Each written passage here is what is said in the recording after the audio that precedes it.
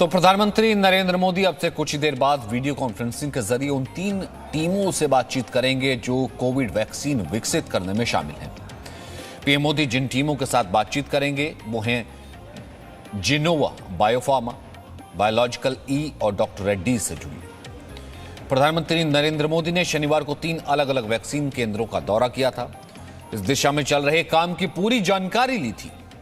PM Modi ने दौरे की शुरुआत अहमदाबाद में जायडस बायोटेक पार्क से की थी, जहां वैक्सीन ज़ाइकोवी-डी के दूसरे चरण का क्लिनिकल ट्रायल चल रहा है। इसके बाद वो हैदराबाद में भारत बायोटेक के मैन्युफैक्चरिंग प्लांट गए थे। ये कंपनी आईसीएमआर और नेशनल इंस्टीट्यूट ऑफ वायरोलॉजी के साथ मिलकर कोरोना की वैक्सीन का निर्माण कर रही है। इसके बाद पीएम मोदी ने पुणे का रुख किया था, सीरम इंस्टीट्यूट ऑफ इंडिया, जहां कोविशील्ड वैक्सीन का निर्माण हो रहा है। पीएम ने वैक्सीन निर्माण में जुटे तीनों संस्थानों से काम पर संतोष जताते हुए कहा कि वैक्सीन विकसित करने के लिए सरकार पूरी मदद कर रही है।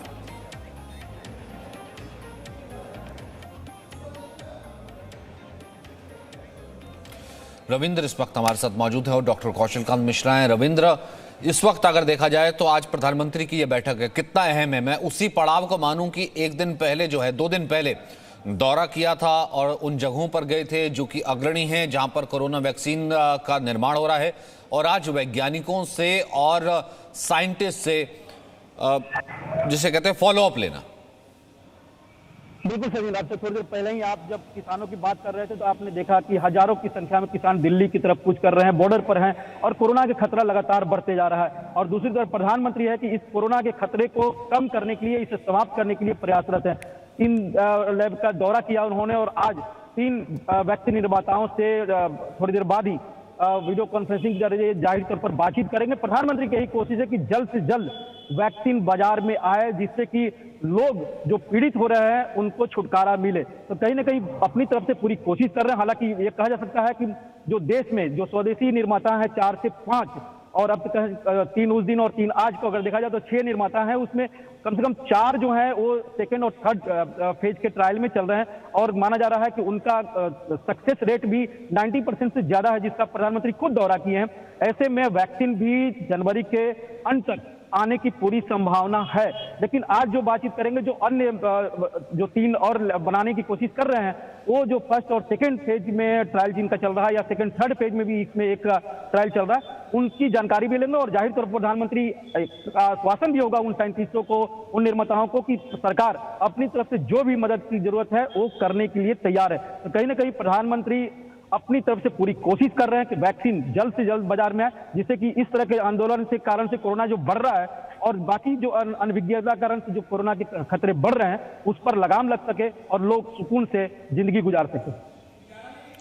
डॉक्टर कौशलकांत, आप इसे कैसे देख रहे हैं? देखिए, जो कल का दौरा था वो 3 जगहों पे था जहां पर कि ऑलरेडी वैक्सीन का मैन्युफैक्चरिंग शुरू हो गई है। ये जो आज की मीटिंग है, ये नए ग्रुप्स के साथ मीटिंग है, और इसका जो मेरा पर्पस ये लगता है कि नंबर ऑफ वैक्सीन का मैन्युफैक्चरर बढ़ाया जाए, उसमें साइंटिफिक रिसर्च बढ़े, जिससे कि ज़्यादा जल्दी से जल्दी या बेहतर क्वालिटी की वैक्सीन पब्लिक को डिलीवर हो सके। आज की मीटिंग का तो यही मतलब मुझे लगता है। और यहाँ से आगे का स्टेप क्या होगा? देखिए, यहाँ से आगे का स्टेप का तो जैसे कि आपको पता है कि ये जो कल गए थे, यहाँ पे स्टेज 3 के ट्रायल चल रहे हैं। इनके ट्रायल अभी स्टेज 3 में नहीं पहुँचे हैं, तो इसके बाद का स्टेप तो यही होगा कि अगर साइंटिफिक कंफर्म है कि ये वैक्सीन जो ये मैन्युफैक्चर कर रहे हैं इसके रिजल्ट बेहतर है, तो स्टेज 3 ट्रायल को पुश करने की कोशिश की जाएगी।